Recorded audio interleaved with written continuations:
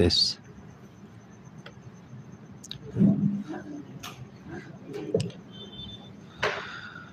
Bismillahirrahmanirrahim.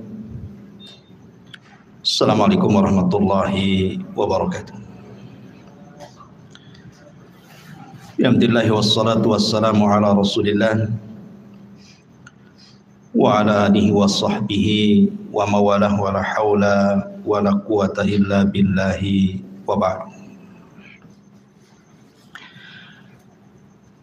Alhamdulillah, di malam hari ini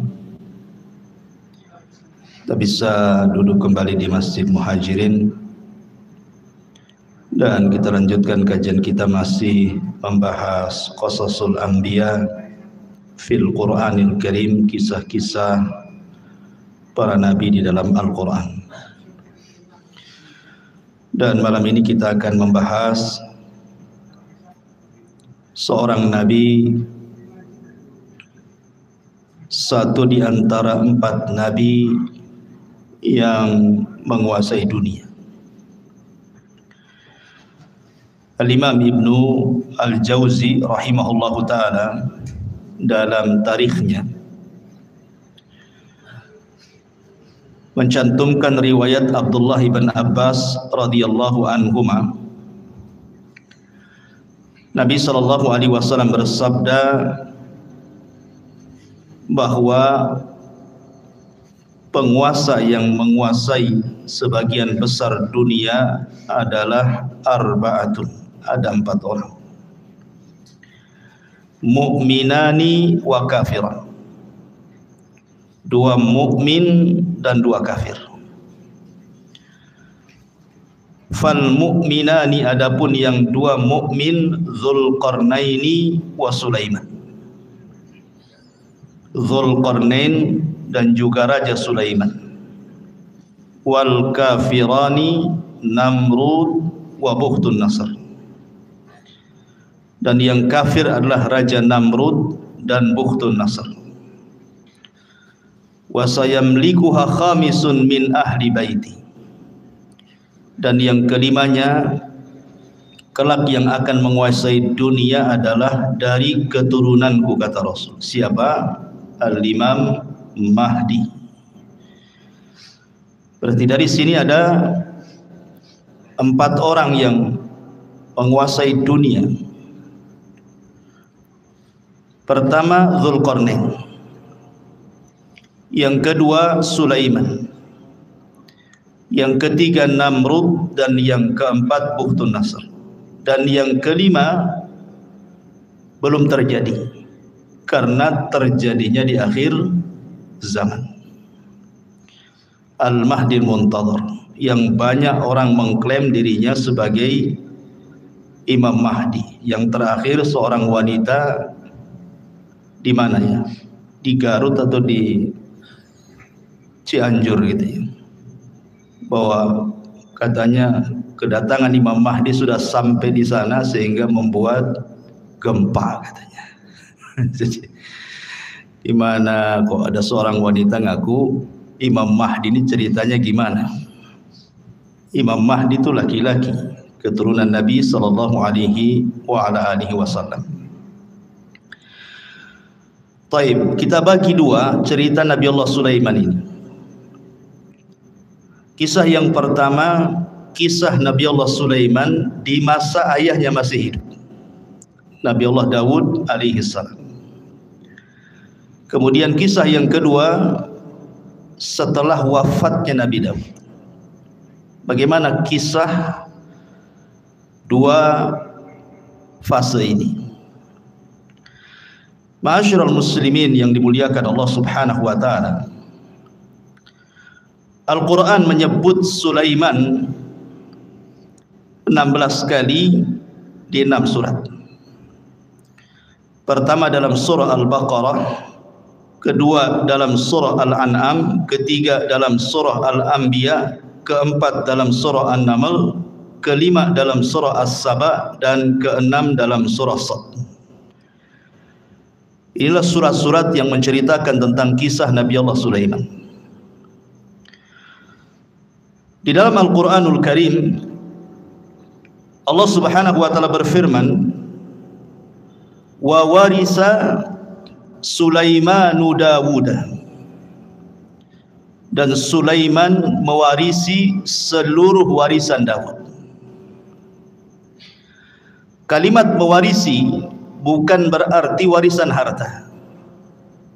Karena Nabi SAW bersabda, nahnu ma'asyiral anbiya, kami para nabi, kata Nabi SAW, tidak pernah mewarisi harta.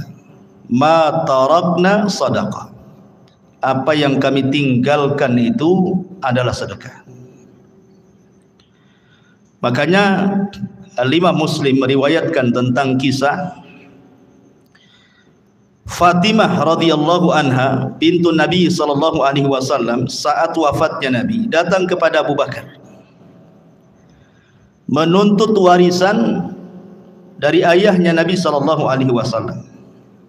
Tapi Abu Bakar menjelaskan tidak ada, karena Nabi SAW pernah bersabda, ma tarakna sadaqah, apapun yang kami tinggalkan dari harta itu semua sedekah. Dari situ Fatimah, bahasa kitanya agak dongkol dengan Abu Bakar sehingga tidak mau bicara sampai wafat. Ada yang mengatakan 4 bulan setelah Rasul meninggal, kemudian Fatimah meninggal. Ada yang mengatakan 6 bulan, tapi tidak lebih dari 6 bulan. Lah ketika itu Ali radhiyallahu anhu belum berbaiat kepada Abu Bakar selaku khalifah. Kemudian setelah Fatimah meninggal dikuburkan, malam-malam dikuburkannya, Abu Bakar tidak dikasih tahu. Karena juga ada perasaan tidak senang Ali kepada Abu Bakar, bukan masalah kekhilafahan, tetapi masalah waris. Jadi Ali radhiyallahu anhu setelah itu mendatangi Abu Bakar, kemudian mengemukakan ketidaksukaannya, kenapa dia menzalimi ahli bait, kok tidak dibagikan warisan Nabi. Maka Abu Bakar tetap mengatakan bahwa Nabi tidak mewarisi, walaupun ada harta tidak bisa diwarisi oleh ahli warisnya, karena seluruh harta Nabi, baik yang ada di Fadak atau yang ada di Khaybar gitu ya, atau bagian khumus dari ghanimah, itu semua jadi sedekah. Abu Bakar tetap berpegang dengan sabda Nabi SAW, baru Ali paham. Setelah itu kemudian Ali berbaiat kepada Abu Bakar di tengah-tengah manusia, dan manusia pun senang karena Ali sudah akur lagi dengan Abu Bakar. Lah dari hadis yang dikeluarkan Muslim ini menunjukkan bahwa tidak ada satupun nabi yang mewarisi harta kepada ahli warisnya. Lalu apa kalimat wa warisa Sulaimanu Daud di sini? Sulaiman mewarisi hartanya Nabi Daud? Bukan. Maksudnya Sulaiman mewarisi kerajaan dan juga kenabian, bukan harta. Sebab kalau kita membaca kitab-kitab ahli kitab dari perjanjian lama, Nabi Daud itu anaknya bukan Sulaiman saja, istrinya banyak. Tahu berapa istrinya Daud? 300 itu istrinya. Kemudian selirnya 700. Anaknya banyak, tidak mungkin kemudian hartanya dikasih satu orang namanya Sulaiman saja kan. Ini menurut versi mereka seperti itu. Jumlah istrinya Nabi Daud 300, kemudian selirnya sampai 700. Antum berapa? 1, cukuplah 1 saja. Jadi yang diwariskan di sini adalah kerajaan dan juga kenabian. Dan inilah keutamaan Nabi Allah Sulaiman di antara seluruh para nabi Bani Israel. Karena hanya ada 2 nabi, saya ulangi, yang mendapatkan 2 keutamaan yang tidak dimiliki Bani Israel, atau nabi-nabi Bani Israel, atau raja-raja Bani Israel. Sebab Bani Israel itu kalau jadi raja, raja saja, kalau jadi nabi, nabi saja. Tetapi Nabi Allah Sulaiman ini menggabungkan dua-duanya seperti ayahnya Daud, raja plus nabi. Itulah keutamaannya Nabi Allah Sulaiman alaihi salatu wassalam. Jadi di sini Sulaiman mewarisi kerajaan dan juga kenabian, bukan harta. Karena Allah Subhanahu wa taala memberikan kepada Sulaiman jauh lebih kaya dibandingkan ayahnya. Makanya ayahnya tidak disebut raja penguasa dunia, yang disebut justru Sulaiman. Di antara 4 raja penguasa dunia adalah Sulaiman, Zulkarnain, Namrud, Bukhtun Nasr, dan kelak di akhir zaman Al-Mahdi Al-Muntadhar, Imam Mahdi yang ditunggu-tunggu kaum muslimin.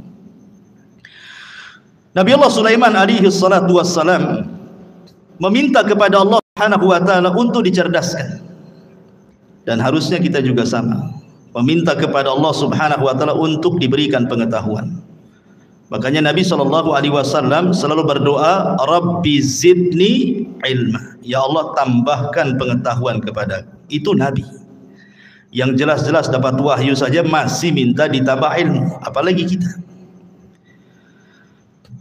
Disebutkan dalam hadis Abdullah ibn Amr ibn As radhiyallahu an, ketika Sulaiman selesai membangun Masjidil Aqsa, ingat, bukan membangun dari pondasinya, karena Masjidil Aqsa juga sudah dibangun oleh Nabi Yakub sebelumnya. Jadi ketika Nabi Ibrahim dan juga Ismail membangun Masjidil Haram, maka Nabi Yakub membangun Masjidil Aqsa. Jarak antara Yakub kepada Sulaiman itu jauh sekali, ratusan tahun pun gitu ya. Sehingga kemudian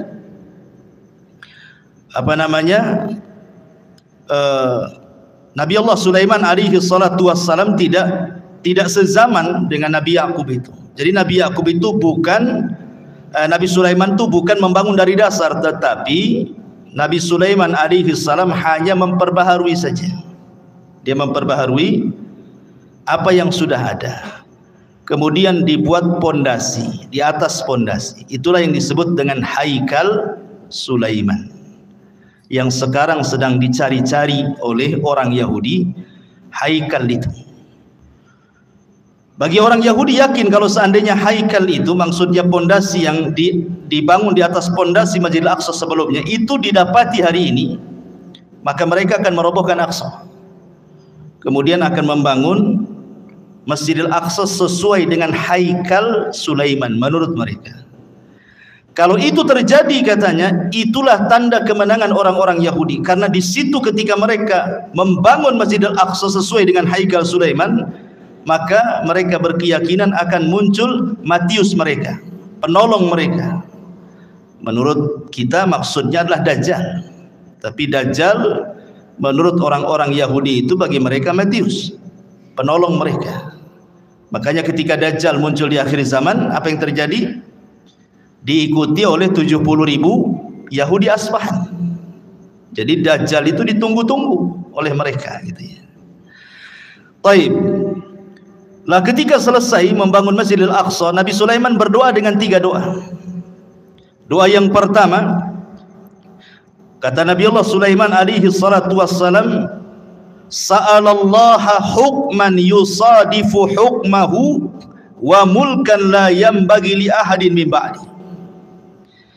Dia meminta kepahaman kepada Allah agar jangan sampai setiap putusannya ketika dia memutuskan sesuatu kepada Bani Israel kecuali sesuai dengan putusan Allah. Kemudian yang kedua, dia meminta kepada Allah Subhanahu wa taala agar kekuasaan yang dianugerahkan oleh Allah kepada Sulaiman jangan dimiliki siapapun setelahnya, hanya Sulaiman saja yang punya. Makanya Nabi SAW ketika sedang sholat, kemudian diganggu oleh jin, syaitan, kemudian ditangkap, kemudian dicekik, maka Rasul merasakan dingin air liur daripada jin syaitan ini. Kemudian Rasul mengatakan, kalau seandainya aku tidak ingat doa Sulaiman, wa mulkan la yanbaghi li ahadin min ba'di, kekuasaan yang tidak boleh dimiliki siapapun, sudah kuikat jin itu di tiang masjid supaya dilihat manusia dan dijadikan mainan, kata Rasul. Artinya dari sini bahwa Nabi Allah Sulaiman alaihi salatu wassalam meminta kepahaman kepada Allah agar jangan sampai putusannya salah. Jangan sampai putusannya salah, kalau bisa sesuai dengan putusan Allah Subhanahu wa taala. Makanya Allah kabulkan keinginan Sulaiman. Allah berikan Sulaiman berbagai macam mukjizat yang luar biasa. Nanti kita jelaskan. Baik, kita akan cerita fase di mana Nabi Sulaiman masih bersama ayahnya Nabi Allah Daud alaihi salatu wassalam berdasarkan Al-Quran dan hadis-hadis yang sahih saja. Adapun kalau ada kisah-kisah Israiliyat itu hanya sekedar pelezat cerita saja, nggak perlu diyakini, nggak perlu didustakan, ya nggak perlu dibenarkan, ya sebagai pelengkap saja. Ma'asyiral muslimin yang dimuliakan Allah Subhanahu wa taala. Suatu ketika ada satu kisah dari dua wanita yang dua-duanya itu punya bayi. Dua wanita ini sedang mandi ceritanya. Kemudian bayinya diletakkan di samping pemandian. Rupanya ada serigala. Kemudian dimakanlah salah satu bayinya, kemudian dibawa kabur ke hutan. Akhirnya kemudian setelah mandi dua wanita ini didapati cuma satu bayi. Maka oleh yang paling besar kakaknya wanita ini diambil bayi itu dan mengatakan, ini milikku. Kata adiknya, bukan, ini milikku. Akhirnya datanglah kepada Nabi Allah Daud alaihi salam, minta diputuskan ini bayi punya siapa, karena cuma satu masalahnya.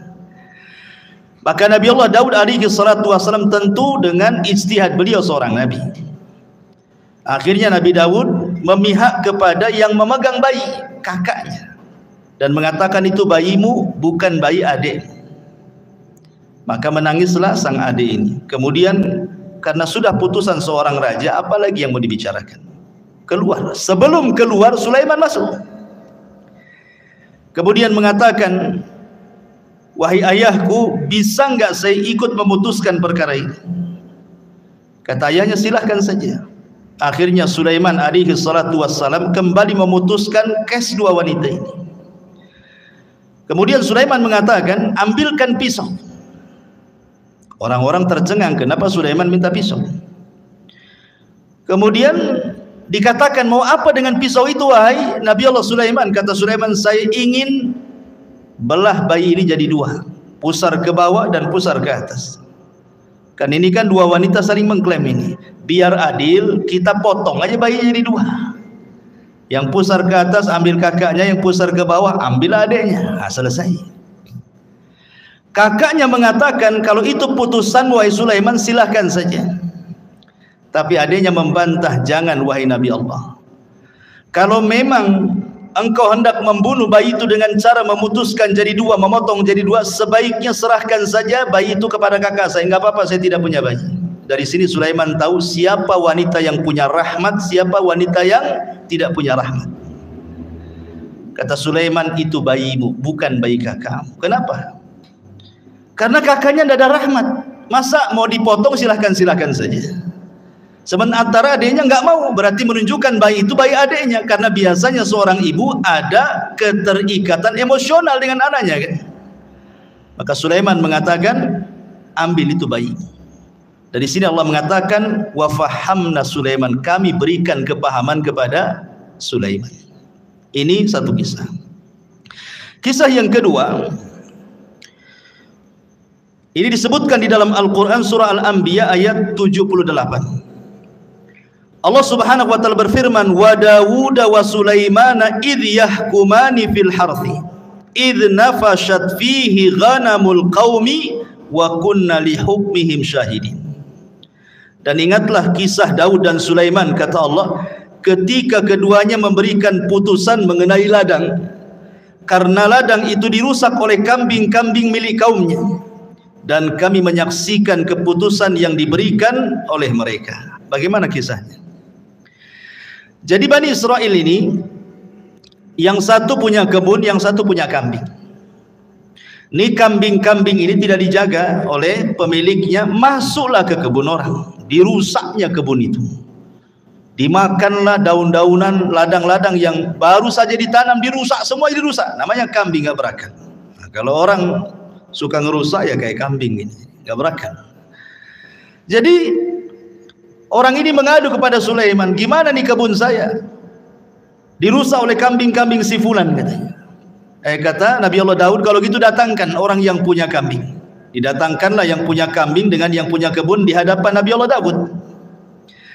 Maka Daud kemudian memberi putusan bahwa yang punya kambing ini harus membayar dengan kambing-kambing dia seharga kebun yang dirusaknya.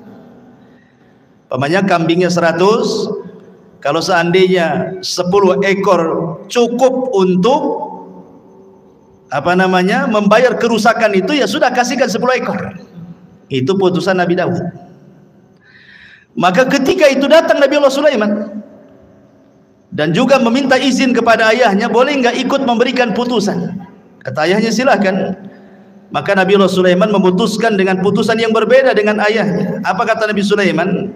Sekarang kambing-kambingmu serahkan ke yang punya kebun. Dia berhak dengan kambing-kambingmu sebagai jaminannya, dan dia boleh mengambil air susunya. Sementara engkau yang punya kambing, kau perbaiki kebunnya sampai sesuai dari sebelumnya, sebelum dirusak. Jadi suruh Nabi Sulaiman tukar-tukaran di sini. Yang punya kebun pegang kambing, yang punya kambing pegang kebun, supaya kebunnya ditanami lagi sampai kesedia kala baru kambingnya diambil lagi sebagai jaminan. Maka di sini keputusan Sulaiman lebih adil dibandingkan keputusan Nabi Allah Daud. Ini dua kisah disebutkan dalam hadis yang sahih dan juga disebutkan di dalam ayat Al-Quran surah Al-Anbiya ayat 79. Taib. Ini diantara dua kisah semasa Nabi Sulaiman bersama Nabi Allah Daud. Kita masuk pada kisah kedua. Bagaimana kisah Nabi Allah Sulaiman alaihi salatu wassalam itu sendiri. Setelah wafatnya Nabi Allah Daud alaihi salatu wassalam, maka Sulaiman menjadi pewaris tahta dan juga pewaris kenabian, sama dengan ayahnya. Dan Nabi Allah Sulaiman alaihi salatu wassalam diberikan banyak mukjizat sebagaimana doanya dia. Minta diberikan kerajaan yang tidak diberikan kepada orang setelahnya. Makanya banyak kemudian kehebatan dan kecerdasan Sulaiman yang tidak dimiliki banyak nabi. Di antara mukjizatnya adalah Nabi Allah Sulaiman alaihi salatu wassalam ya tadi diberikan kerajaan dan juga kenabian, dan itu tidak ada di zaman Bani Israel kecuali dia dan ayahnya saja. Tetapi ma'asyiral muslimin yang dimuliakan, kalau memang Nabi Allah Sulaiman diberikan kekayaan yang banyak, bagaimana dengan Nabi kita? Kita bandingkan dengan Nabi SAW. Kita tidak hendak membanding-bandingkan Rasul dengan Sulaiman atau Sulaiman dengan Rasul, tidak. Tetapi kalau ada orang bertanya, berarti kalau begitu Nabi Sulaiman lebih hebat dong dibandingkan Nabi kita. Kan mesti ada yang ngomong begitu nanti kan.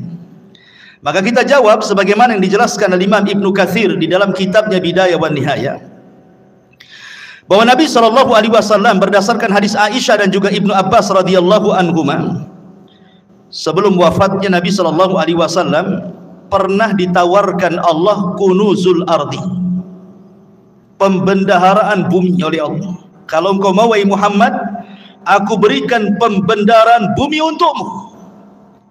Tapi Nabi SAW tidak mau. Bahkan saat wafatnya datang malaikat, kan Jibril datang menawarkan tentang kunuzul ardi, kau tetap diberikan hidup yang panjang kemudian bumi diserahkan kepadamu, ataukah engkau memilih untuk kembali kepada Rafiqil A'la di sisi Allah Subhanahu wa taala.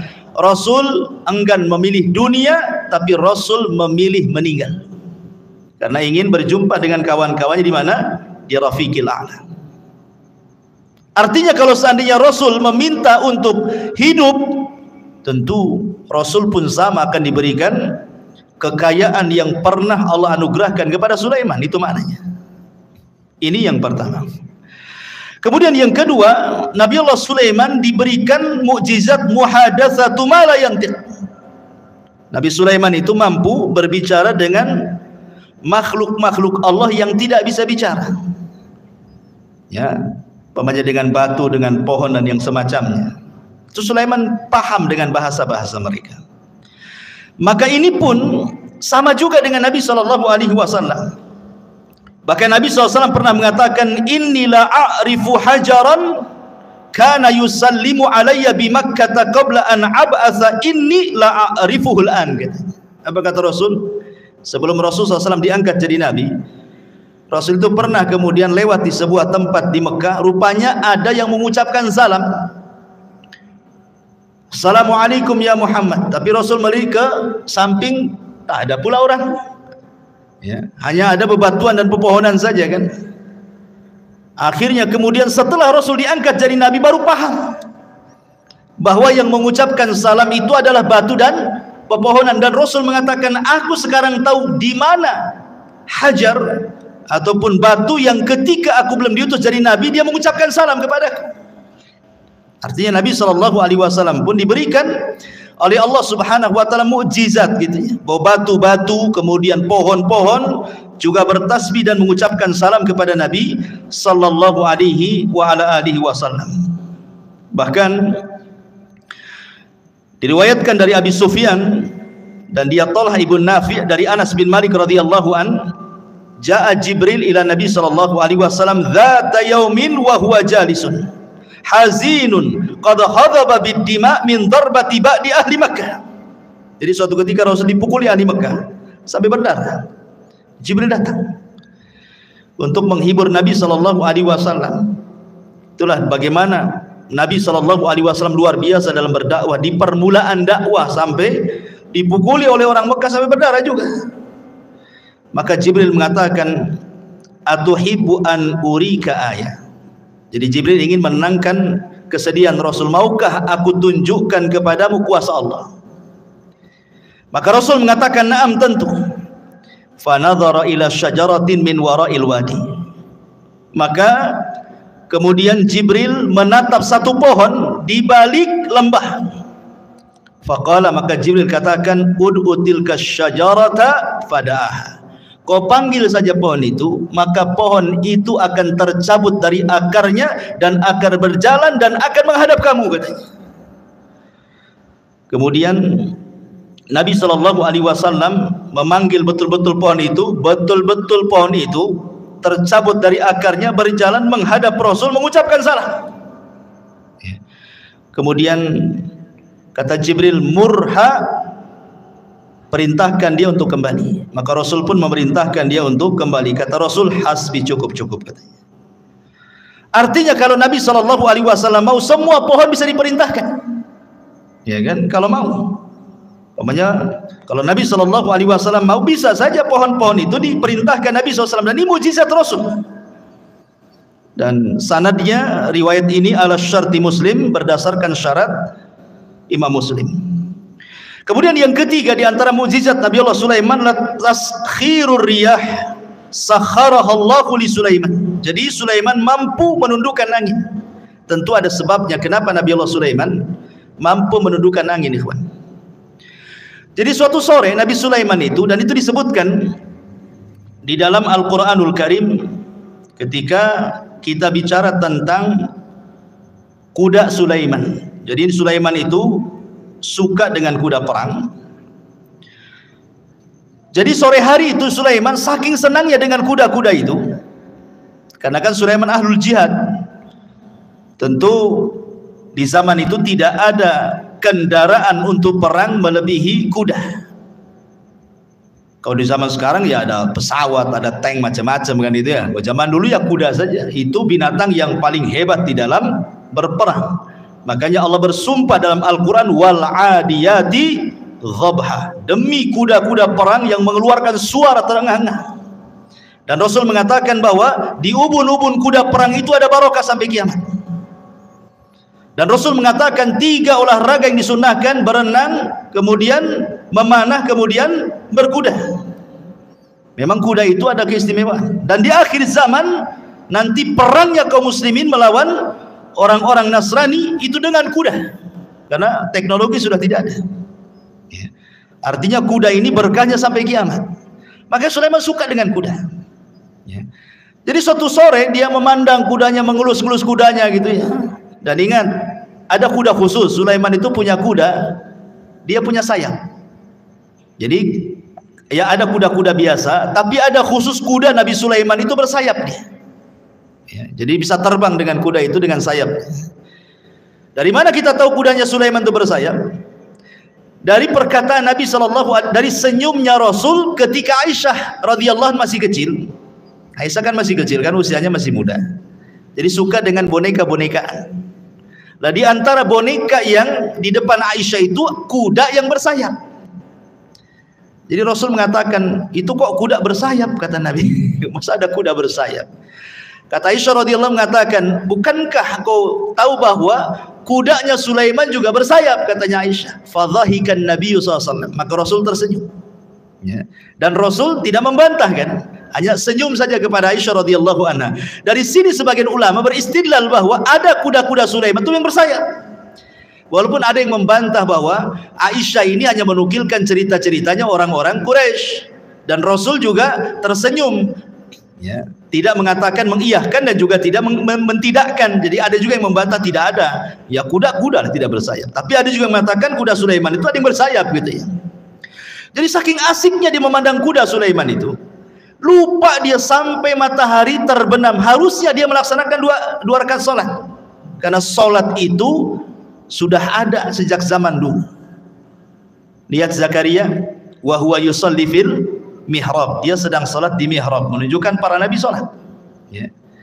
Jadi sampai terbenam matahari lupa sholat dia. Setelah terbenam baru ingat sholat. Menyesal Sulaiman. Maka disebutkan di dalam Al-Quranul Karim tentang kisah Nabi Sulaiman ini, idh urida alaihi bil asyi as-safinatul jiyad. Ingatlah ketika pada satu sore dipertunjukkan kepada Sulaiman kuda-kuda yang jinak tetapi sangat cepat larinya. Faqala, maka Allah katakan, inni ahbabtu hubbal khair, menghikayatkan perkataan Sulaiman. Maka dia berkata, sesungguhnya aku menyukai segala yang baik dari kuda, tetapi an dzikri rabbi hatta tawarat bil hijab, yang membuat aku ingat akan kebesaran Tuhanku sampai matahari terbenam. Maka Sulaiman lupa tidak sholat. Ketika dia lupa tidak sholat, dia menyesal. Maka keesokan harinya apa kata Sulaiman? Urudduha alayya fatafika mashan bisuq wal a'naq. Bawalah semua kuda-kuda itu kembali kepadaku. Lalu dia, ada yang mengatakan dalam tafsirnya, memotong kaki dan leher kuda itu, menyembelihnya. Jadi ada dua riwayat, ada dua penafsiran ulama. Ada yang mengatakan Sulaiman tidak menyembelih kuda, karena mustahil. Apa salah kuda? Kenapa disembelih? Sulaiman hanya ngusap saja, kemudian disuruh jauhkan dia dariku. Tapi Allahu a'lam, pendapat yang masyhur dari kalangan ahli tafsir, Sulaiman betul-betul menyembelih kuda itu kemudian disedekahkan. Ikhwan, kuda Nabi Allah Sulaiman menurut keterangan Bani Israel itu, Israiliyat itu bukan satu dua kuda, ya, ribuan kuda disembelih dan disedekahkan kepada Bani Israel, fuqara Bani Israel. Lah setelah kemudian Nabi Allah Sulaiman menyembelih kuda-kuda itu karena terlalaikan dari salat, maka kaidah dalam Islam apa? Man taraka syai'an lillahi awadallahu khairan minhu. Siapa yang meninggalkan sesuatu karena Allah, Allah ganti dengan yang lebih baik. Ketika Sulaiman meninggalkan kuda-kuda itu karena Allah, karena melalaikan dia dari salat, Allah ganti yang lebih baik. Apa itu? Allah tundukkan angin. Jadi Sulaiman itu kalau berperang, dia membuat semacam papan kayu-kayu besar gelondongan gitu, kemudian diikat-ikat. Jadilah macam perahu. Ya. Jadi kalau Sulaiman itu mau pergi kemana saja, naik saja dia di atas perahunya. Apa yang perlu dibawa, kuda atau pasukan apa, nanti dia suruh angin untuk mengangkatnya, tinggal pergi. Lebih enak kan, naik kuda kan. Makanya disebutkan dalam Al-Quran itu, kalau kuda itu mampu berjalan 1 bulan, cuman setengah, pagi berangkat, sore sudah sampai.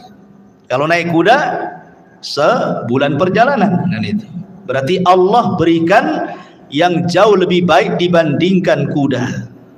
Itulah sebabnya ditaklukkan angin kepada Nabi Allah Sulaiman alaihi salatu wassalam. Taib. Bagaimana dengan Nabi sallallahu alaihi wasallam? Apa keutamaan yang mungkin setara dengan ditundukkan angin kepada Nabi Allah Sulaiman? Maka Imam Ibnu Katsir rahimahullahu taala menyebutkan beberapa perbandingan. Beliau mengatakan, amma taskhirur riyah li Sulaiman faqad qala Allahu fi sya'nil ahzab. Kalau memang Sulaiman ditundukkan angin sehingga mudah untuk berperang melawan musuh-musuhnya, maka Rasul pun diberikan oleh Allah Azza wa Jalla dengan mukjizat yang sama yang dicantumkan dalam surah Al-Ahzab. Ya ayyuhalladzina amanu udhkuru ni'matallahi 'alaikum id ja'atkum junudun fa arsalna 'alaihim rihan wa junudan lam tarauha. Wahai orang-orang yang beriman, ingatlah nikmat Allah atas kalian ketika kami datangkan tentara-tentara kami, kata Allah, dalam bentuk angin dan juga tentara-tentara yang tidak dilihat, maksudnya malaikat. Ya.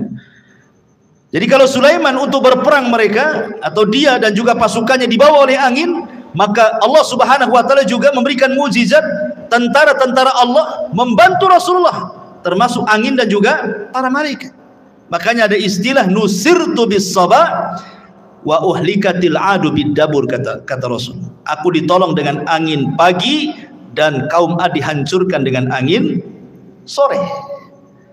Makanya sepanjang sejarah Nabi SAW tidak berperang. Kalau menyerbu sebuah kaum tidak pernah menyerbu siang, sore atau malam, maka Rasul akan menyerbu di waktu subuh. Kalau terdengar azan, Rasul tidak menyerbu, menunjukkan daerah itu daerah Islam. Dari sini istidlalnya para ulama membedakan negeri Islam dengan negeri kafir itu dari suara azan. Jangan seperti orang-orang yang terpaham radikal membedakan negara Islam dengan negara kafir itu dari segi undang-undang. Undang-undang kita ini mengacu kepada Belanda, Taugut. Negara kita kan negara Taugut nih, kayak dia aja yang Muslim tuh. Bukan itu yang membedakan negara Islam dengan negara kafir. Kalau dalam negara itu banyak saut-sautan adzan, berarti negara Islam tuh. Kalau ada sebagian negara kita memang tidak sesuai dengan apa yang diturunkan Allah dan Rasulnya, ini bukan pembeda bahwa negara itu dikatakan negara taugut seperti negara kita ini. Ini bukan negara taugut. Ya. Kita ini negara Islam, walaupun sebagian undang-undangnya tidak mengacu kepada Islam. Kenapa? Berdalil dengan hadis tadi. Kalau Nabi SAW mendengar suara azan, Rasul tidak menyerah, Rasul pulang. Tapi kalau Rasul tidak mendengar suara azan, berarti negeri kafir itu diserang sama Nabi. Berarti kalau masih dengar suara azan bersaut-saut, apalagi negeri kita luar biasa, bukan dari masjid saja, musola bersera, sampai ringtone handphone pun suara azan, apalagi gitu ya. Ma'asyiral muslimin yang dimuliakan Allah Azza wa Jalla, kembali. Jadi Nabi SAW juga dikuasakan angin oleh Allah sehingga menghancurkan perang Ahzab itu, perang luar biasa ikhwan. Bayangkan Nabi dikepung, namanya Ahzab. Ahzab itu kelompok-kelompok. Siapa kelompok-kelompok ini? Orang kafir Quraisy bergabung dengan orang-orang Yahudi, bergabung dengan orang-orang suku-suku Arab yang benci dengan Nabi, bergabung dengan orang munafik dari dalam lagi. Kalau bukan karena Allah, kalah Nabi itu. Tapi Allah utus angin, kemudian menghempas tenda-tenda, menakutkan kuda-kuda mereka sehingga pada kabur semuanya, sehingga habis perbekalan mereka, kendaraan mereka enggak ada, pulang tunggang langgang, menang dalam perang Ahzab. Ya. Taib. Kemudian juga dalam perang Badar 314 melawan 1000 lebih tentara. Rasul pun tidak punya pengalaman perang. Sahabat yang dibawa pun bukan sahabat pilihan, karena dalam perang Badar itu tidak ada tuntutan sahabat ikut, karena memang tujuannya bukan perang. Tujuannya mau mengambil hartanya Abi Sufyan yang dari Syam menuju ke Mekah. Untuk apa? Sebagai pengambil hak. Dulu mereka hijrah ke Madinah, hartanya diambil orang Quraisy. Sekarang orang Quraisy lagi dagang tuh, maka dagangannya mau diambil sebagai ganti apa yang sudah mereka ambil. Rupanya Abu Sufyan cerdas pula, ngirim dom-dom supaya memberitahu Abu Jahal bahwa dia akan diserang. Abu Jahal menyiapkan pasukan 1000. Rupanya terjadi perang Badar. Jadi perang Badar ini perang yang tak terduga masalahnya. Tetapi sampai Nabi ketakutan, takut kalah. Maka di malam harinya diistighotsah di samping Abu Bakar dan mengatakan, Allahumma intahlik hadhil isabah falan tu'bad abada. Ya Allah, kalau kau hancurkan kelompok yang sedikit ini, nggak ada lagi yang menyembah kamu di permukaan bumi, katanya. Allah menangkan 314 melawan 1000. Allah menangkan. Siapa yang Allah menangkan? Kaum muslimin. Dengan apa? Diutusnya oleh Allah 5.000 malaikat. 5.000 malaikat diutus.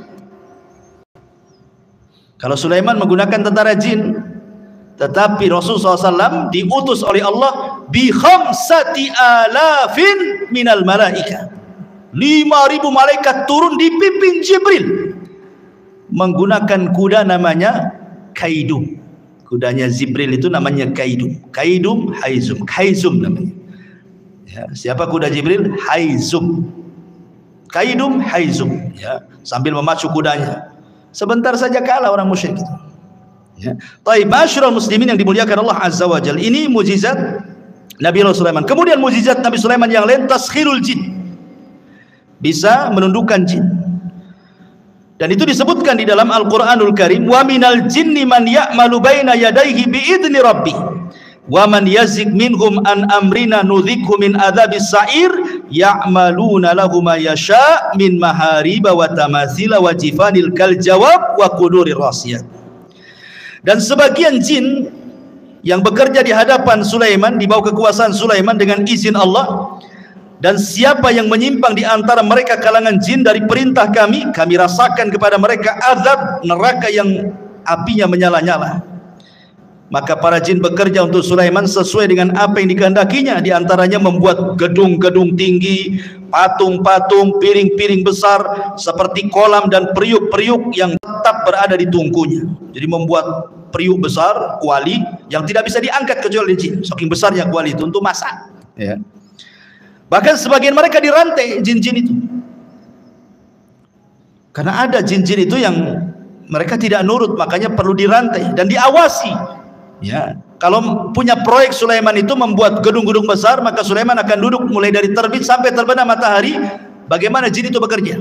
Sehina itulah jin di mata Sulaiman. Ya, karena itu mukjizatnya Sulaiman bisa menundukkan jin. Taib. Masyarul muslimin yang dimuliakan Allah Azza wa Jalla, maka Nabi SAW pun sebenarnya kalau tidak teringat dengan doa Sulaiman, tentu dia pun bisa menundukkan jin, kan itu. Kan tadi sudah saya ceritakan, Rasul ketika sholat diganggu oleh syaitan, ada yang mengatakan iblis, langsung iblis yang mengganggu. Kemudian dicekik oleh Nabi. Kemudian dia meniatkan untuk mengikat di tiang masjid. Kemudian Rasul teringat dengan doa Sulaiman. Wa mulkan la yanbaghi li ahadin min ba'di. Bahwa tidak boleh ada orang yang punya kekuasaan sepeninggalku. Ketika Rasul ingat ini, Rasul melepasnya.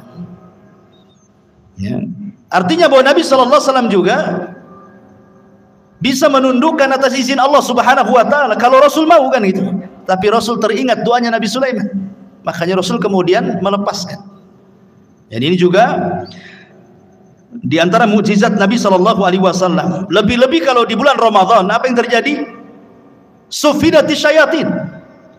Ya, Nabi SAW diberikan kabar gembira oleh Allah Subhanahu wa Ta'ala, idza ja'akum Ramadan futihat abwabul jannah wa ghuliqat abwabun niran wa sufidati syayatin. Pintu surga dibuka, pintu neraka ditutup, setan-setan diikat semua. Ditundukkan oleh Allah Subhanahu wa Ta'ala untuk nabinya apabila datang bulan Ramadan. Ya. Kemudian juga di antara mukjizat Nabi Allah Sulaiman adalah fahmu lughatil hayawan. Sulaiman paham dengan bahasa binatang. Contoh ketika Nabi Sulaiman ini menyiapkan pasukan besar untuk menyerang, kemudian lewat ke sebuah lembah. Di lembah itu ada pasukan semut. Tiba-tiba kemudian salah satu semut atau pimpinan semut mengatakan, ya ayyatuhan namlu dukhulu masakinakum la yakhtimannakum Sulaiman wa junuduh wa hum la yash'urun.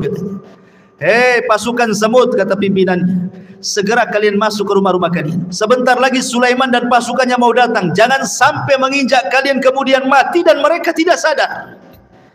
Lihat husnudzonnya semut kepada Sulaiman dengan kalimat tidak sadar. Artinya kalau kalian terinjak itu bukan karena kesalahan mereka, karena mereka tidak sadar menginjak kalian, itu maksudnya.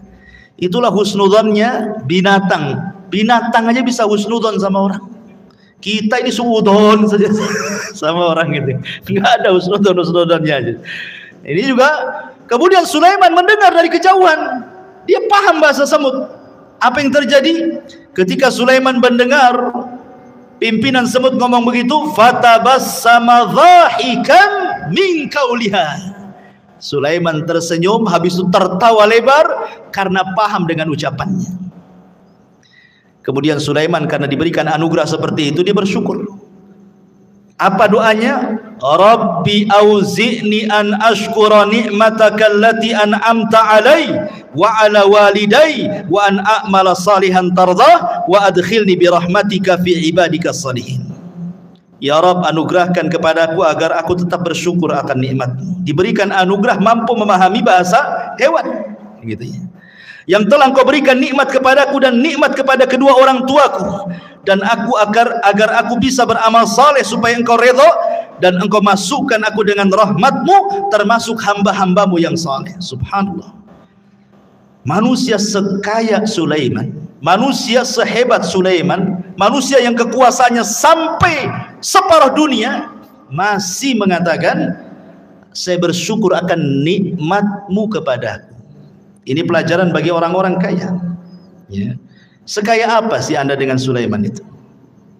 Sekaya apa? Berapa uang di rekeningnya Anda itu? Berapa mobil yang Anda punya? Berapa rumah yang Anda punya itu? Tapi kenapa kemudian proses seperti yang difirmankan Allah, kalla innal insana la yatgha an ra'ahus taghna. Ternyata kekayaan itu sirru tughyan, rahasia bejatnya orang. Kata Allah, sekali-kali jangan seperti itu. Terkadang ada orang yang melampaui batas ketika Allah bukakan kekayaan kepadanya. Sulaiman masih bersyukur. Beda pula dengan Qarun. Qarun malah mengatakan apa? Innama utitu min ilmin indi. Enak saja kau mau ngambil zakatku. Dia ngomong sama utusan yang lebih Musa itu. Enak saja kau mau mengambil zakatku, katanya. Ini harta aku yang dapat. Sama sekali Qarun tidak menasabkan harta itu kepada Allah, sehingga Allah katakan wa khasafna bihi wa bidarihil ardh. Kami tenggelamkan si Qarun dan seluruh harta-hartanya ke dasar bumi. Jadilah kalau sekarang nemu harta dikit-dikit harta Qarun, harta Qarun. Nemu dompet aja harta Qarun, semua harta Qarun, ya. Intinya bahwa di sini ada pelajaran besar. Kemudian juga Sulaiman mengajarkan akhlak. Bagaimana dia tersenyum kepada semut, ya. Dan senyum itu bagian daripada akhlak yang sangat murah tetapi besar nilainya, besar pengaruhnya, ikhwan. Apalah susahnya senyum coba? Senyum itu tidak susah, tapi pengaruhnya besar. Senyum itu jauh lebih berpengaruh dibandingkan ngomong, ya. Karena biasanya orang yang suka senyum itu langsung disukai orang. Beda dengan orang yang jarang senyum, gitu kan, susah orang suka. Tapi orang yang suka senyum, ya manis senyumnya karena orang suka senyum. Beda kalau orang jarang senyum, sekali senyum pahit tuh biasanya. Nah, ini senyum ngapain nih? Jangan-jangan mau pinjam uang pun, katanya kan. Artinya bahwa sebagaimana ulama mengatakan akhlak itu terbagi tiga, dari leher ke atas, kedua tangan, dan dari atas kepala ke bawah, kan. Itu akhlak namanya. Dari leher ke atas di situ ada mata. Orang yang jarang melotot kalau ngomong berarti punya akhlak. Orang yang jarang mengeluarkan kata-kata kotor kecuali santun, maka itu berakhlak. Telinganya tidak mendengar kecuali yang dibolehkan dia mendengar. Hidungnya tidak mencium kecuali yang dibolehkan dicium. Senyumnya selalu tersebar. Itu akhlak namanya, ya. Kemudian kedua tangan mudah membantu orang. Kemudian dari badan ke atas, ketika kita bicara dengan orang, kita berhadap-hadapan. Jangan badan kita ngadap kemana, orang pula ngadap ke kita. Mentang-mentang dia kaya, pejabat, kemudian nggak direken ngomong apa sebelah itu. Dia ngadap sana, orang ngadap sini, kan itu. Nggak berakhlak badannya, ya. Jadi itu akhlak namanya. Sulaiman mengajarkan akhlak, fatabassam, dia pun senyum. Dan Rasul mengatakan tabassumuka li akhika sadaqah. Senyum kamu kepada saudaramu itu sedekah. Coba bayangkan, kalau antum senyum ketemu orang senyum, berapalah sedekah. Mungkin antum bakhil mengeluarkan uang, ya. Gantilah uang itu dengan senyum, kan enak. Tapi kalau tengok kotak infak jangan senyum. Nggak penuh-penuh nanti. Maksudnya kalau ketemu orang, gitu ya. Baik. Kembali bahwa Nabi Allah Sulaiman alaihi salatu wasallam mampu paham dengan bahasa binatang. Sekarang bagaimana dengan Nabi sallallahu alaihi wasallam? Al-Imam Ibnu Katsir mengatakan, walaqad u'tiya Muhammadun sallallahu alaihi wasallam misla dzalik wa aktsar minhu. Rasul pun diberikan hal yang sama, bahkan lebih banyak dibandingkan Sulaiman, kata Imam Ibnu Katsir. Faqad taqaddam dzakarna li kalamil bahaim was-siba wal haninil jad'i wa ragha'il ba'ir wa kalamil syajari wa tasbihil hasa wal hajari wa du'aihi iyahu ila akhir perkataan Ibnu Katsir. Saya contohkan beberapa kisah. Pertama, kisah Abi Sa'id Al-Khudri radhiyallahu anhu. Jadi ceritanya Abu Sa'id Al-Khudri ini menceritakan, jadi ada seorang penggembala, tiba-tiba datang serigala. Penggembala datang serigala, diambillah satu kambing itu, dibawa kabur ke hutan, dikejar sama yang punya kambing, akhirnya direbut lagi dari serigala itu. Tiba-tiba serigalanya bisa bicara. Apa kata serigala ini? Ala tattaqillah, tidakkah kau bertakwa kepada Allah? Tanzi'u minni rizqan saqahullahu alayya. Kata serigala, tidakkah kau bertakwa kepada Allah, wahai penggembala? Kau sudah merebut rizki yang Allah anugerahkan kepada kau ambil lagi, katanya. Kagetlah ini penggembala kambing, kok serigala bisa bicara kan itu ya. Ini aneh ini serigala ini, kok bisa bicara gitu. Kalau sekarang kan tengok di punggungnya ada baterainya enggak? Gitu, berarti robot itu ya. Nah, kemudian orang ini mengatakan, ya ajibah dzambun yukallimuni kalamal insi. Saking herannya penggembala ini mengatakan, kok kamu bisa bicara seperti manusia, katanya. Maka serigala ini mengatakan, ala ukhbiruka bi'ajabi min dzalik. Kata serigala, nggak perlu heran. Mau nggak aku habarkan dengan yang lebih ajaib dibandingkan ini, kata serigala ini. Apa itu? Kata serigala ini, Muhammadun sallallahu alaihi wasallam bi Yathrib yukhbirun nas bi amba'i ma qad sabaq. Kamu tahu orang namanya Muhammad yang ada di Yathrib, kata serigala itu. Dia lebih hebat dibandingkan aku. Dia mampu berbicara tentang habar-habar yang sudah berlalu dari kalangan para nabi, Qarun, Fir'aun dan yang lainnya, atau yang akan datang hari kiamat macam-macam. Aku tidak bisa, kata serigala. Akhirnya kemudian seorang ra'il ghanam ini akhirnya datang menemui Nabi, masuk Islam. Kemudian dia menceritakan tentang serigala yang bicara itu ke hadapan Nabi SAW. Maka kata Rasul, sadaq, serigala itu benar, katanya. Walladzi nafsi Muhammadin biyadihi la taqumus sa'ah hatta yukallimus siba'al insa. Tidak akan tegak kiamat, kata Rasul, sampai ada binatang yang bicara dengan manusia. Itulah kamu, katanya. Kan itu ya. Jadi sanadnya adalah syarti sahih, dan hadis ini disahihkan oleh Imam Al-Baihaqi. Lihat, serigala ini mengakui apa? Kehebatan Nabi, dan dia bisa bicara ya. Kemudian juga diriwayatkan dari Safinah maula Rasul. Rasul itu punya pembantu namanya Safinah. Pembantu Rasul banyak, salah satunya Safinah namanya. Jadi Safinah ini suatu ketika dia sedang safar, naik perahu. Qadarullah, perahunya dihempas ombak, akhirnya hancur perahunya, berantakan. Tetapi Allah takdirkan dia selamat dengan satu kayu yang sisanya itu dia ngambang sampai dibawa ke entah berantah. Tiba-tiba dia nyasar di sebuah pulau. Ketika terbangun, tiba-tiba ada singa di hadapannya. Fawajada fihal asad, ada singa di hadapannya. Faqala lahu. Maka si Safinah ini ketakutan dengan singa itu. Singa, dia pun lagi lelah, baru saja terdampar, nggak punya tenaga, mau lari gimana? Sementara singa sudah di hadapannya. Berteriaklah Safinah ini, apa teriakannya? Dia mengatakan, ini, kata Safinah ini, sesungguhnya aku adalah sahabat Nabi Sallallahu Alaihi Wasallam. Ini Safinah maula Rasulillah. Aku Safinah pembantu Rasulullah, aku sahabat Rasul, katanya. Tiba-tiba menjinaklah singa ini. Kemudian fadharaba mangkibi, tiba-tiba kakinya singa menepuk bahunya dia, seolah-olah ngajak pergi. Maka akhirnya ketika melihat jinak, maka hilanglah ketakutan Safinah, akhirnya mengikuti singa ini kemana arahnya. Rupanya singa ini kemudian mengarahkan ke jalan pulang. Sebelum pulang, katanya Safinah menceritakan, seolah-olah dia melambai-lambai, yuwaddiuni, seolah-olah ingin berpisah, ya, selamat pergi gitu kan. Subhanallah. Kemudian hal ini disampaikan kepada Nabi Sallallahu Alaihi Wasallam.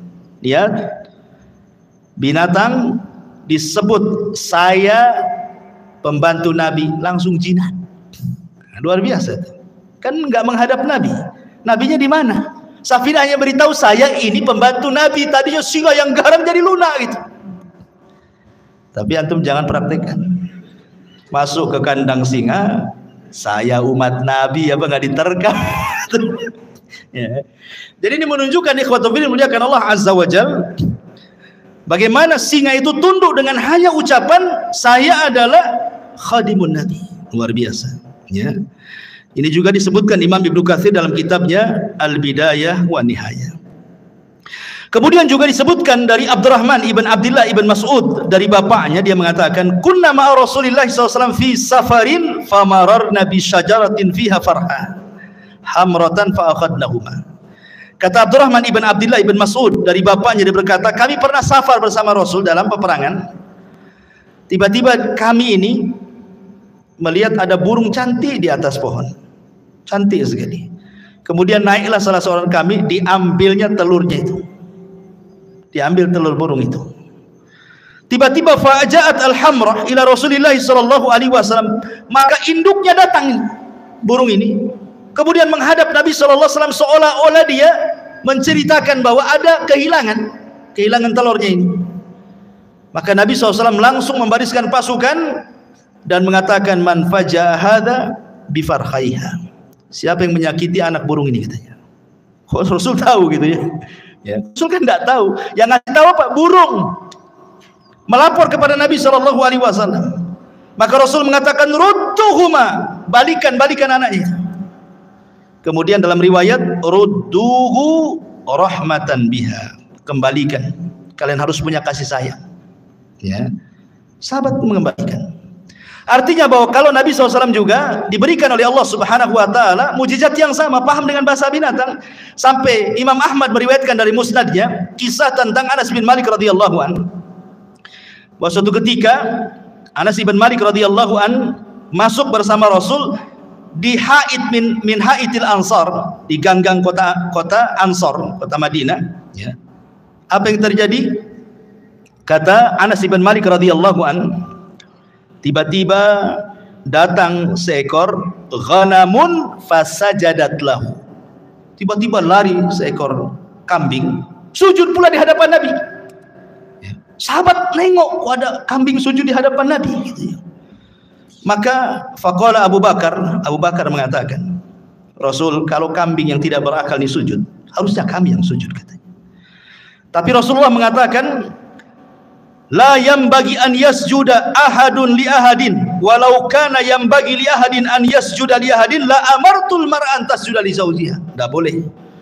Kalau Allah perintahkan aku untuk merintahkan kalian sujud di antara kalian, maka yang pertama kali aku peruntukkan sujud bukan kalian kepadaku, tapi seorang istri sujud kepada suaminya karena besarnya haknya.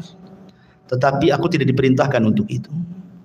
Ada yang mengatakan hadisnya lemah, tetapi ada yang sahih yang dikeluarkan Musnad Imam Ahmad juga tentang kisah unta yang mengejar Rasul. Tiba-tiba Rasul sedang naik keledai bersama Jabir, disusul sama unta itu. Setelah untanya di depan, tiba-tiba dia buruk sujud di hadapan Rasul. Kemudian Rasul turun, dilihatnya unta itu nangis, diusap air matanya. Kemudian Rasul entah berbincang-bincang apa dengan unta, sahabat tidak tahu. Tiba-tiba Rasul berdiri, berteriak, man sahib hadal jamal, siapa pemilik unta ini? Tiba-tiba ja'a fatan minal ansar, datang anak muda dari Ansar, ana ya Rasul, saya Rasul. Maka Rasul marah dan mengatakan, afala tattaqillah fi hadhil bahimati allati malakakallahu iyyak, katanya. Tidakkah kau bertakwa kepada Allah? Allah sudah kuasakan unta kepadamu.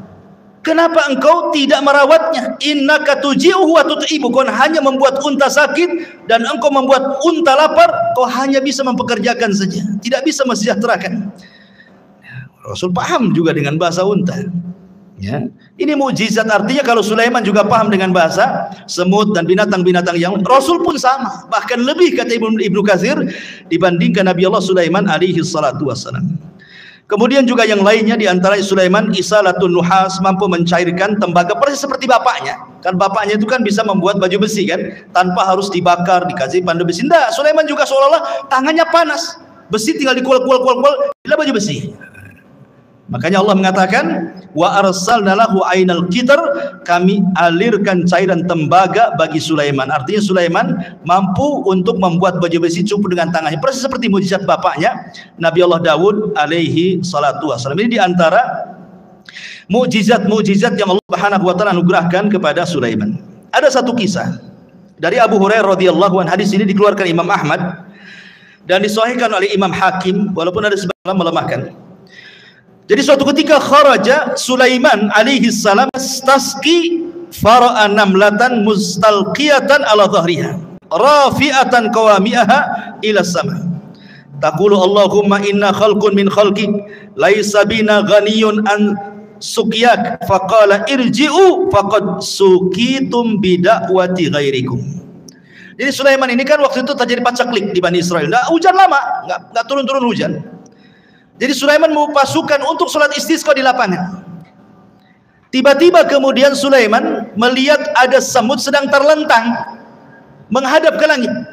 Dan Sulaiman mendengar doanya semut itu. Apa doa semut ini? Ya Allah, aku ini adalah hamba dari hamba. Tidak ada yang lebih kaya darimu, maka hujani kami. Tiba-tiba ketika semut selesai doa, hujan tuh. Ya. Maka Sulaiman mengatakan kepada pasukannya, irji'u, pulang. Ya, cukup sudah, ada yang meminta hujan selain dari kalian. Ya.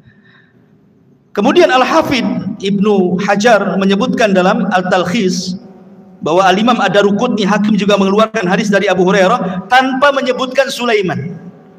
Jadi ada seorang nabi, tetapi riwayat ini walaupun lemah memperkuat bahwa yang berdoa kisah ini adalah kisah Sulaiman, karena ada riwayat walaupun lemah bahwa yang dimaksud nabi ini adalah Nabi Sulaiman. Tapi ada riwayat yang sahih tapi tidak disebutkan siapa namanya. Adapun riwayat yang menyebutkan adanya Sulaiman dilemahkan para ulama. Tapi yang jelas bahwa lihat bagaimana di sini faedahnya, ternyata Allah Subhanahu wa taala terkadang mengabulkan doa sebelum kita minta. Itu syahidnya di sini. Orang-orang ini kan belum istisqa. Kenapa hujan? Rupanya orang lain yang minta. Dari sini menunjukkan bahwa Allah itu karim. Bukan Bang Karim ya, karim. Artinya karim itu pemurah. Ya. Dia bisa mengabulkan hamba-hambanya sebelum diminta. Dan itu bentuk malunya Allah Azza wa Jalla. Karena di antara sifat Allah itu adalah Hayyun Karim. Allah itu zat yang maha pemalu dan juga pemurah. Lah bentuk pemalunya Allah Subhanahu wa taala adalah Allah pantang apabila ada seorang hamba mengangkat kedua tangannya kemudian dibiarkan kosong tidak diberi. Allah pantang itu. Idza rafa'a 'abdun yadayhi ila sama faqala ya rabbi an yaruddahuma sifra, kata Rasul. Kalau ada seorang hamba mengangkat begini kemudian mengatakan ya Rabb, kemudian tidak diberi, oh tidak, pasti diberi orang itu. Atau terkadang belum dia berdoa sudah dikabulkan.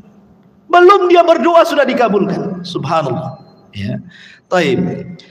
Kemudian kisah Nabi Allah Sulaiman alaihi salatu wassalam bersama burung hudhud. Ini menariknya karena disebutkan di dalam surah An-Naml.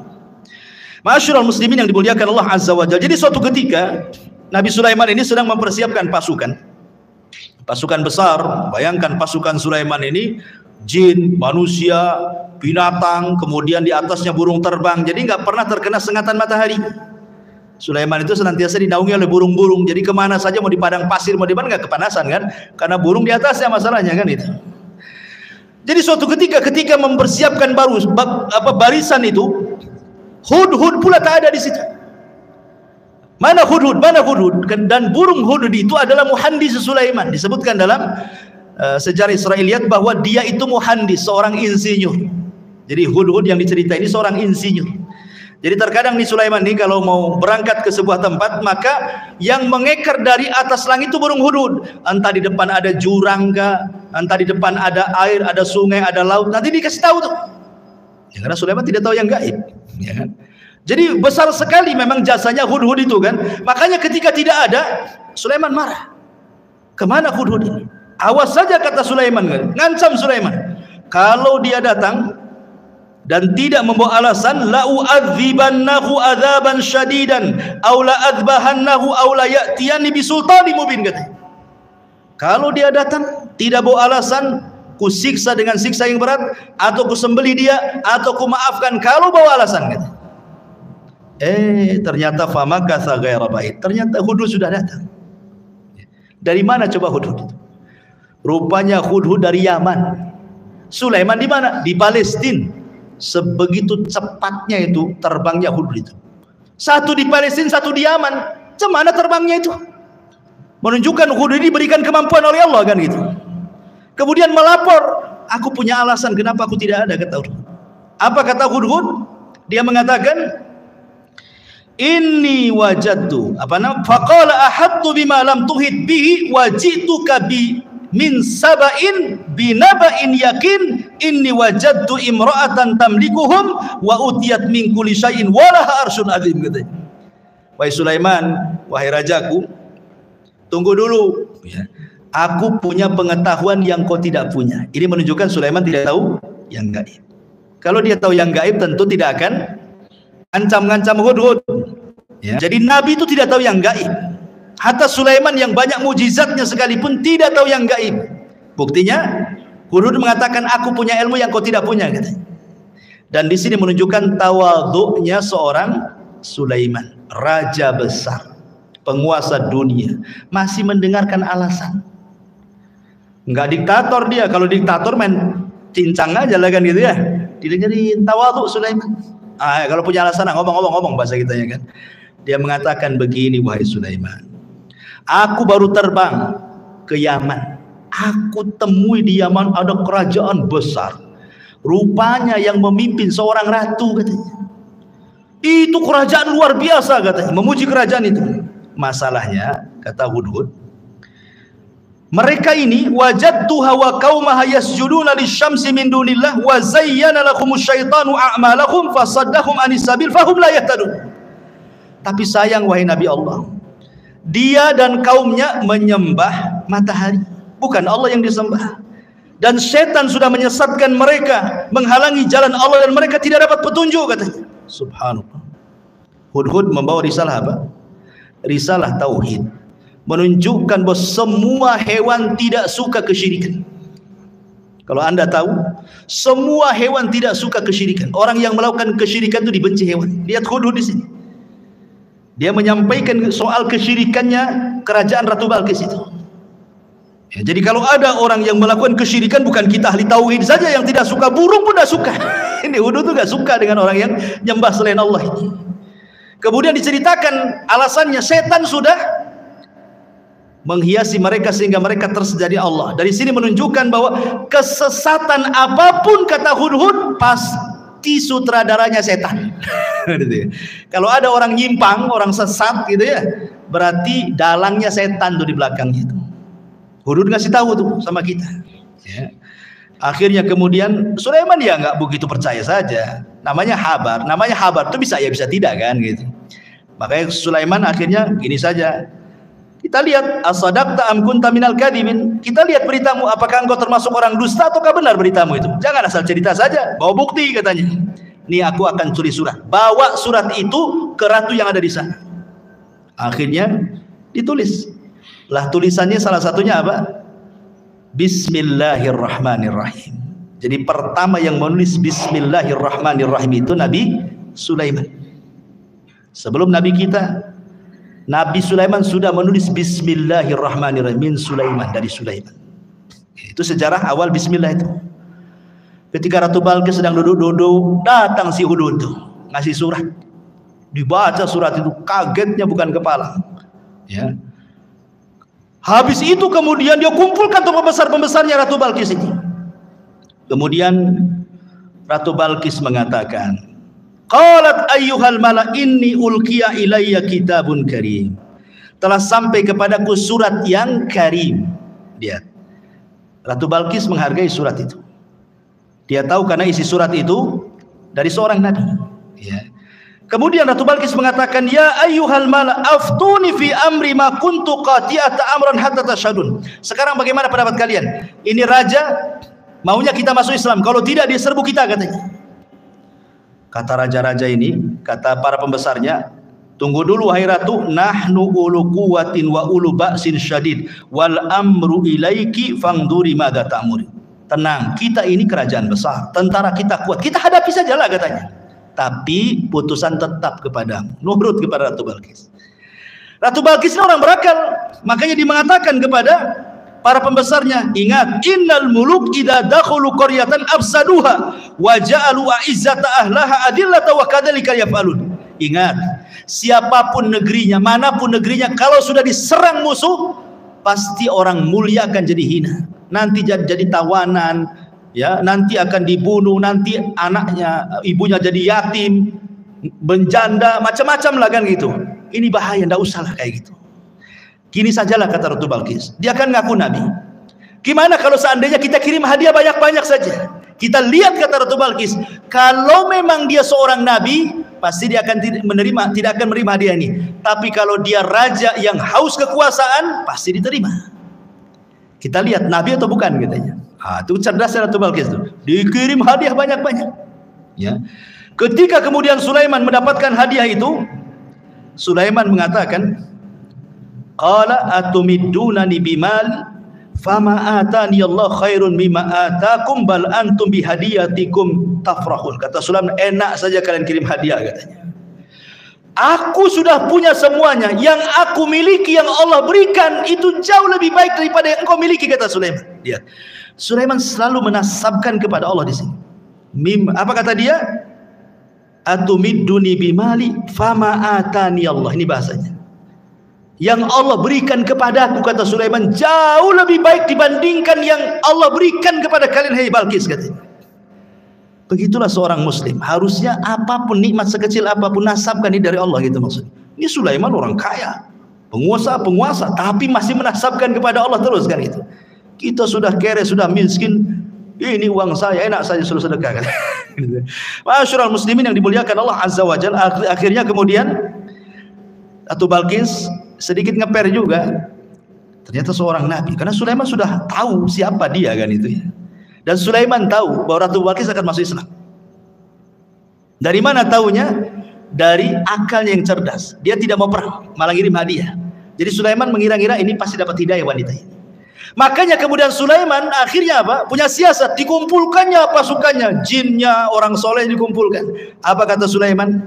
Sebelum si Balqis datang ke sini, baiknya istananya kita pindahkan dari Yaman ke sini katanya. Siapa yang bisa mindahkan istananya Ratu Balqis ke hadapanku, kata Sulaiman. Akhirnya qala ifritun minal jin.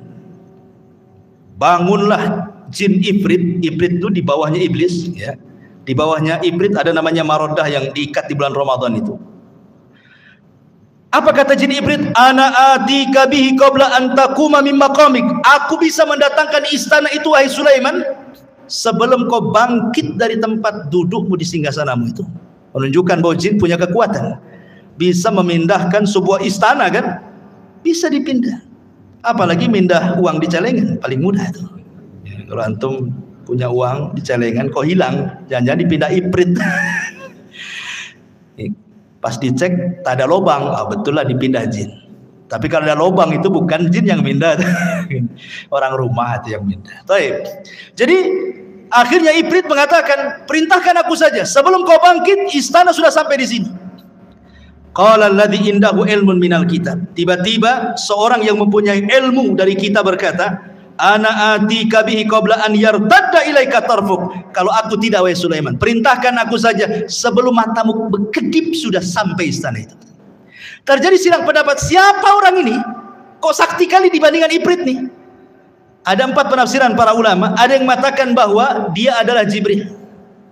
Jibril turun dan mengatakan, saya akan mindahkan. Penafsiran yang kedua, ini ifrit tapi yang muslim, yang satunya kafir, yang mengatakan sebelum kau bangkit itu adalah ifrit kafir. Tetapi yang mengatakan sebelum berkedip ini ifritnya muslim. Itu satu penafsiran yang lain. Penafsiran yang ketiga, Sulaiman sendiri yang ngomong begitu. Aku bisa memindahkan sekejap sebelum aku berkedip sudah sampai. Tapi pendapat yang masyhur dari kalangan para ulama bahwa yang memindahkanlah seorang laki-laki yang bernama Asif ibnu Barkhiyah. Asif pakai shad, Asif ibnu Barkhiyah, dialah orang kepercayaannya Nabi Musa yang diajar, yang mampu menguasai Ismul A'zam, nama-nama Allah yang agung. Kalau dalam Islam itu ada namanya Asmaul Husna. Di antara Asmaul Husna itu ada namanya Ismul A'zam. Menjadi perselisihan para ulama, Ismul A'zam dalam Asmaul Husna itu apa? Ada yang mengatakan Al-Hayyu, ada yang mengatakan Al-Qayyum, ada yang mengatakan Allah. Wallahu alam. Pokoknya tidak tahu mana yang satu. Kalau antum berdoa membaca Asmaul Husna 99 itu, insya Allah doa antum dikabulkan, karena pasti akan membaca Ismul A'zam. salah satu dari 99 yang kita tidak tahu yang mana satu itu Ismul Azam itu. Maka kalau berdoa cobalah baca semua itu Asmaul Husna itu. Boleh jadi pas dengan Ismul Azam karena kan disembunyikan yang mana satu kita tidak tahu. Lah Asy bin Barqiyah ini menguasai Ismul Azam. Makanya kemudian dia berdoa kepada Allah sebelum berkedip istananya sudah sampai. Seorang-orangnya juga keangkut di istana itu. Bayangkan. Ratu Balkis datang ke hadapan Sulaiman. Kata Sulaiman, sebelum Balkis masuk ke istana, kita robah dikit. Masih kenal nggak dengan istananya? Apa yang dirobah? Tehelnya, keramiknya dirobah. Dibuat apa? Dibuat kaca. Ya, karena kan di istana dipindah, diletakkan di lautan masalah istana itu. Kan bawahnya air tuh. Dikasih kaca. Jadi seolah-olah kalau nginjak itu nginjak air gitu. Jadi kata Ratu Balkis kepada Sulaiman kepada Balkis, betul nggak istana? Kayaknya iya, kayaknya tidak katanya. Dia ragu-ragu deh. Iya ke tidak kan itu? Kalau tengok bangunannya iya, tapi kok isinya beda kan itu ya. Makanya sempat disebutkan dalam Quran ini, Balkis ini sampai kemudian menyingkap pakaiannya, khawatir terkena air. Padahal itu kaca tuh. Ya. Dari situlah dia melihat kehebatan Sulaiman. Akhirnya Ratu Balkis mengatakan perkataan menunjukkan dia masuk Islam, wa aslamtu ma'as Sulaiman lillahi rabbil alamin. Maka Balkis pun mengatakan, aku sekarang masuk Islam bersama Sulaiman. Dia masuk Islam akhirnya. Tapi menjadi perselisihan apakah Balkis ini menjadi istri Sulaiman atau tidak, itu menjadi khilaf ulama. Ada yang mengatakan jadi istrinya, ada yang mengatakan tidak. Wallahu a'lam. Tidak ada riwayatnya. Karena Sulaiman ini juga istrinya banyak. Ada dalam sebuah hadis yang sahih. Jadi suatu malam Sulaiman itu diberikan kekuatan mampu menggauli istrinya. Istrinya 100 ya kawan. Ada yang mengatakan yang 60 istri sahnya, yang 40 selirnya. Ya. Jadi semuanya 100. Kata Sulaiman, malam ini bernazar ingin menggauli semua istrinya dalam satu malam. 100 wanita digauli satu malam. Kalau nggak punya kekuatan, tengkleng lantum tuh. Ini kan khusus para nabi. Nabi itu diberikan kekuatan oleh Allah. Sulaiman diberikan kekuatan itu. Kemudian Sulaiman bernazar, aku ingin gauli dalam satu malam ini semua istri-istriku, dan aku berdoa kepada Allah setiap istriku mengandung punya anak dan kujadikan semuanya tentara di jalan Allah untuk berperang, katanya. Itu Sulaiman. Itu nadarnya. Rupanya Sulaiman lupa membaca insya Allah. Harusnya dia mengatakan insya Allah. Karena masyiah itu tetap milik Allah. Kalau kita berkehendak, Allah tidak mungkin terjadi. Allah berkehendak, kita tidak, pasti terjadi. Itu semua kaidah seperti itu. Harusnya Sulaiman mengucapkan insya Allah. Maka malam itu digilir semua istri-istrinya. Rupanya tidak ada yang mengandung kecuali satu. Ketika melahirkan, separuh manusia, separuh bukan. Tidak punya kaki. Puntung kakinya ke atas. Ya, nggak punya kaki. Ya. Itulah makanya kenapa walaupun dia seorang nabi, tetap masyiah itu milik Allah. Kehendak itu milik Allah. Makanya penting mengucapkan insya Allah. Apapun, mengucapkan insya Allah. Mau datang besok, insya Allah. Datanglah insya Allah. Tolonglah datang insya Allah. Oh, kayaknya orang sekarang kalau bilang insya Allah ragu-ragu tuh. Padahal insya Allah itu maksudnya mengaitkan kejadian kepada Allah. Karena Allah yang berkehendak. Walaupun kita sudah yakin besok akan datang, yang namanya kehendak milik Allah ternyata ketabrak, ternyata ada masalah, ternyata macet, kan nggak jadi juga kan gitu ya.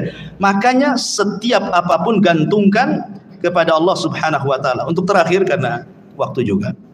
Jadi sebelum wafatnya Nabiullah Sulaiman alaihi salatu wassalam, ada satu kisah juga yang menarik di sini tentang kisah seorang petani.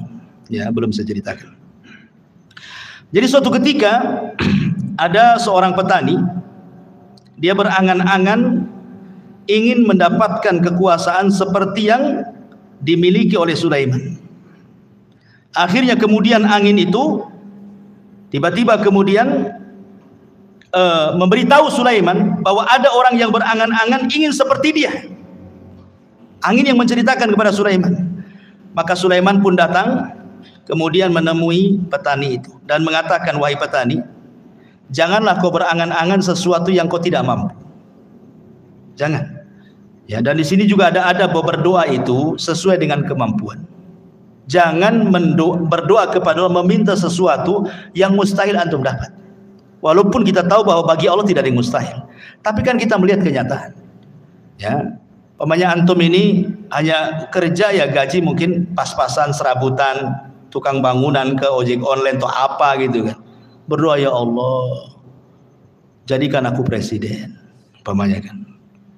Buatkan aku istana besar. Ya mustahil juga. Bagi Allah tidak mustahil, tapi kan kita tahu kemampuan kan.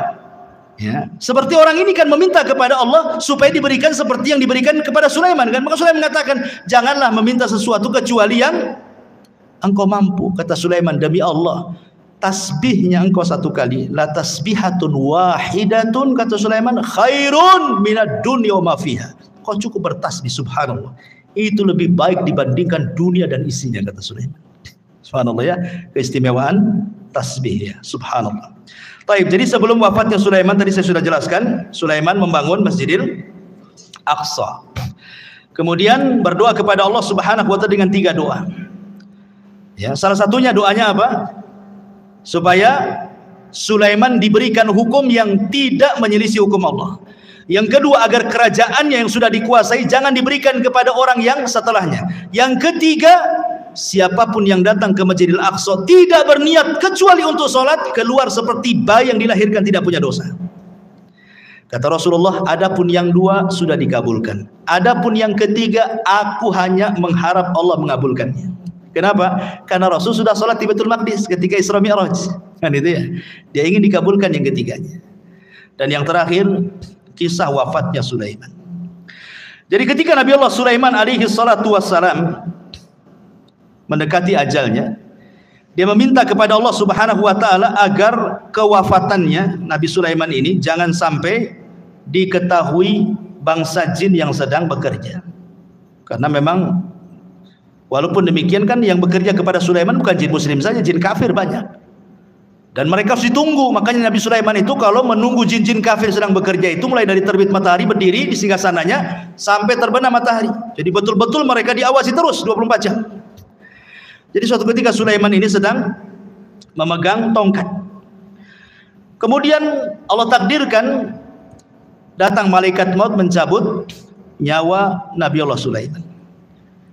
Lama Sulaiman itu tidak dijelaskan dalam sejarah berapa lama dia duduk di singgasananya sambil bertelekan kepada tongkatnya gitu. Ya, sambil tongkat. Jadi yang menjadikan jasad Sulaiman tidak jatuh karena ada tongkat yang dipegangnya. Entah berapa lama, wallahu alam, tidak dijelaskan, Quran tidak menjelaskan, hadis juga tidak menjelaskan gitu. Yang jelas tiba-tiba tongkat itu dikerumuni oleh rayap, kemudian memakan tongkat itu sedikit demi sedikit. Akhirnya kemudian tongkat itu pun patah, lemah, hancur, Sulaiman terguling. Ketika Sulaiman terguling, maka jin-jin mengatakan, kalaulah kami tahu yang gaib Sulaiman itu sudah mati, tentu kami tidak dihinakan seperti ini. Dari sini menunjukkan bahwa jin tidak tahu yang gaib. Ya. Lah ketika Sulaiman meninggal dunia, ingat ketika di zaman Nabi Sulaiman itu kan banyak dunia perdukunan ya. Sebelum Sulaiman diutus itu kan dunia perdukunan di mana-mana. Ya. Makanya Allah utus Sulaiman untuk memberantas dunia perdukunan. Makanya diutus Asif ibn Barkhiyah tadi untuk mengambil semua buku-buku dukun-dukun itu. Kemudian diancam dukun-dukun itu, kalau masih melakukan praktik perdukunan dibunuh. Maka tidak ada berani satupun dukun yang melakukan praktik perdukunan. Mereka diminta tobat dan mentauhidkan Allah. Kemudian buku-bukunya disimpan oleh Asif ibn Barkhiyah di sebuah kotak dan itu diletakkan di bawah singgasana Sulaiman. Sulaiman pernah ngancam, siapa yang mengambil buku sihir ini, kalau dia manusia aku bunuh dia, kalau dia dari kalangan jin terbakarlah dia. Ketika Sulaiman meninggal dunia, jin tidak bisa mendekati karena terkena sumpahnya Sulaiman, kalau diambil sama dia kan terbakar. Akhirnya kemudian mereka merayu, ada 2 orang namanya Harut dan Marut. Ada yang mengatakan Harut Marut itu manusia, ada juga yang mengatakan Harut Marut itu malaikat, ada yang mengatakan Harut Marut itu setan, macam-macam lah penafsiran ulama ya. Tapi yang jelas bahwa akhirnya diambillah oleh Harut dan Marut ini, kemudian diajarkan kepada manusia. Harut Marut sudah mengatakan ini tidak boleh diajarkan kepada kalian. Kalau kalian bisa belajar ini bisa kufur masalahnya. Sehingga ada sebagian orang Yahudi tidak mau belajar, tapi ada juga yang tetap belajar. Akhirnya kemudian tersebarlah kesyirikan sihir kembali setelah Sulaiman wafat. Ya. Lah, jin ini iblis ini yang kemudian menghasut orang-orang untuk mengambil buku sihir di bawah singgasana Sulaiman mengatakan, kalian tahu nggak? Kenapa Sulaiman bisa menundukkan angin, bisa menundukkan ini itu macam-macam? Dia itu punya sihir. Kalau kalian tidak percaya, itulah di bawah singgasananya ada buku-bukunya. Kalau kalian ingin seperti Sulaiman, ambil pelajari katanya. Dari sinilah muncul keyakinan Yahudi bahwa Sulaiman itu bukan nabi, tetapi tukang sihir. Makanya di zaman Nabi SAW ketika Rasul kemudian memuji Sulaiman, menjelaskan tentang mukjizat-mukjizat Sulaiman, orang-orang Yahudi Madinah tidak terima dan mengatakan Sulaiman bukan nabi, Sulaiman itu penyihir. Ketika itulah turun surah Al-Baqarah 102, wattaba'u ma tatlu syayatin ala mulki Sulaiman wa ma kafara Sulaiman walakinna syayatina kafaru yu'allimuna an-nasa sihra ila akhiril ayat.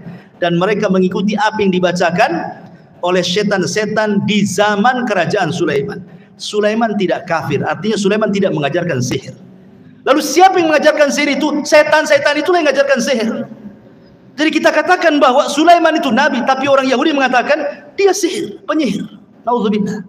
Makanya Allah turunkan wattaba'u ma tatlu syayatin ala mulki Sulaiman wa ma kafara Sulaiman walakinna syayatina kafaru yu'allimuna an-nasa as-sihra wa ma unzila 'alal malakaini bi Babila Harut wa Marut. Wallahu a'lam. Kisah Harut Marut panjang, tidak perlu dikisahkan.